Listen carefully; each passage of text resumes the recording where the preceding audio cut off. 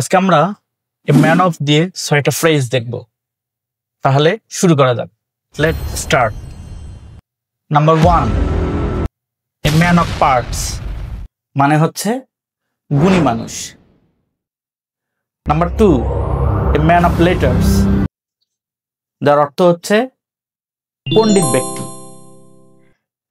Number 3, a man of words যার অর্থ হচ্ছে এক কথার মানুষ বা এক কথার লোক।